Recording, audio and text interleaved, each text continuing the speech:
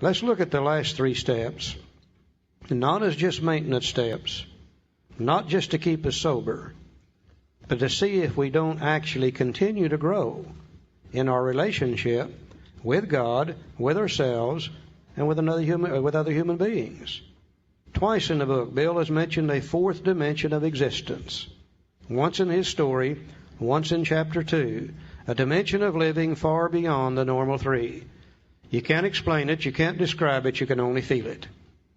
And that's what the last 3 steps do.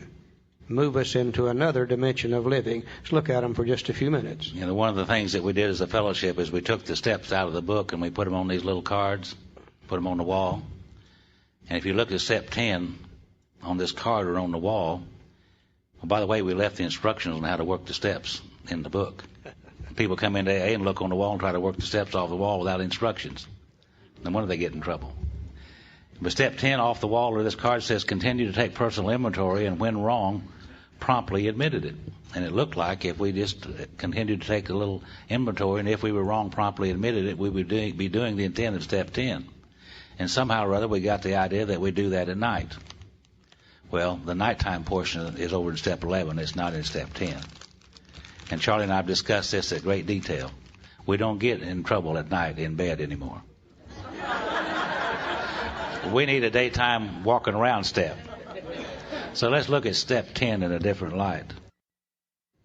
So this thought brings us to step 10, which suggests that we continue to take personal inventory and continue to set right any new mistakes as we go along.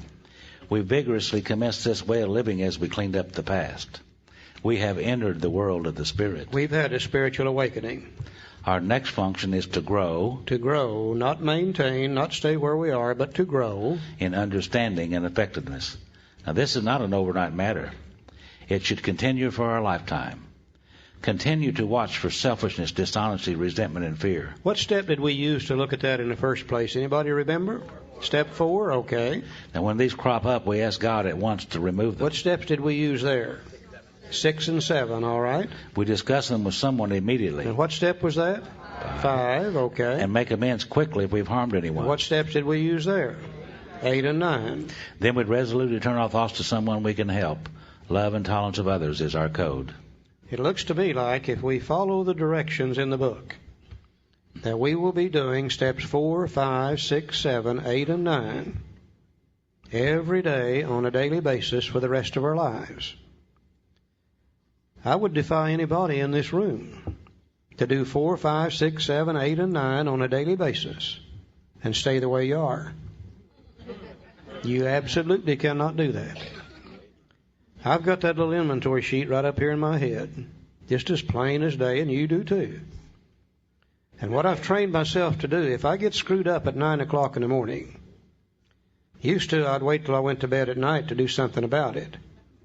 Well, when I do that, I've wasted another day in anger and worry and depression and etc. I finally trained myself that when I get screwed up about 9 o'clock, get off in the corner by myself. Say, okay, Charlie, who are you mad at? What did they do to you? What part of self is affected? What did you do, if anything, to set it in motion?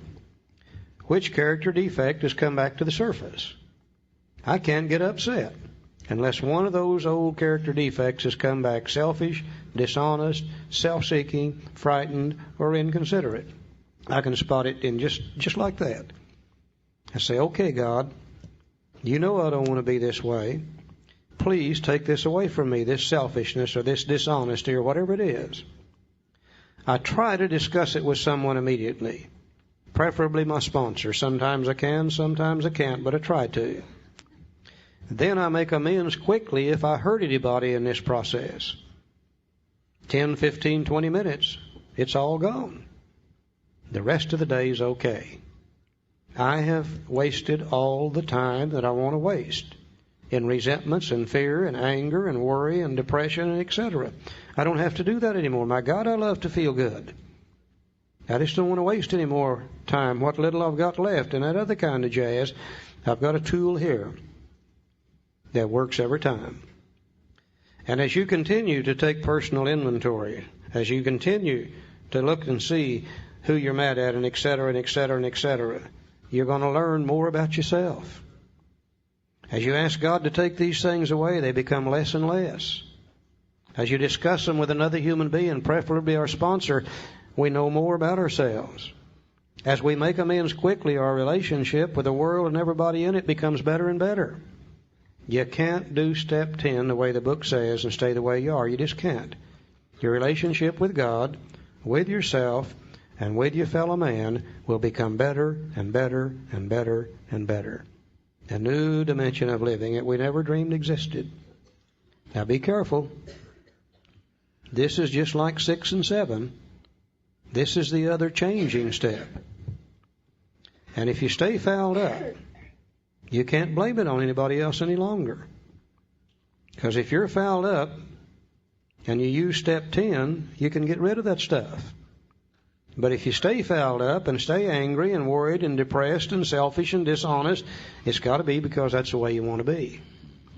I can't blame it on anybody or God or anything else any longer. And once in a great while, I like to be screwed up. There's times I like to be mad. Because when I'm mad, I can romp and stomp and raise hell with everybody around me all day long. And that gives me a comfortable feeling of superiority. And once in a while, I just love it. There's times I like to be afraid. Because I can use that to rationalize and justify not doing what I should do, or just as importantly, doing something I shouldn't do. But when I do that anymore, I don't enjoy it like I used to. Somewhere about the middle of it, I catch myself. And I say, okay, idiot, you're doing it to yourself again. This thing really does work. And you'll continue to grow. Now, after step 10, you got another set of promises. Let's look at them for just a moment. He says, and we cease fighting anything or anyone, even alcohol. For by this time, sanity will have returned. Remember it said we came to believe that a power greater than ourselves would restore us to sanity? Well, we get our sanity back on step 84, on page 84, by the way. For by this time, sanity will have returned. For we will seldom be interested in liquor. If tempted, we recoil from it as from a hot flame. We react sanely and normally, and we will find that this has happened automatically. We can see that our new attitude toward liquor had been given us without any thought or effort on our part. It just comes. That's the miracle of it. We're not fighting it, neither are we avoiding temptation. We feel as though we have been placed in a position of neutrality, safe and protected. We've not even sworn off. Instead, the problem has been removed. It does not exist for us. We are neither cocky nor are we afraid. That is our experience. That is how we react, so long as we keep in fit spiritual condition. And again, remember way back on page 45, it said that the main object of this book was to enable me to find a power greater than myself, which would solve my problem. And somewhere between there and here, we have the first 9 steps or 10 steps to the program of Alcoholics Anonymous. And one day into 6 or 7 or 8 months of sobriety, I'm working these steps. I looked up one day and I said, what happened to that desire of drink that I used to have? It's just gone. I mean, it was just gone, seemingly without any effort on my part. I found the power, and the power solved the problem. It was just gone. That's the miracle of it. Miracle of it.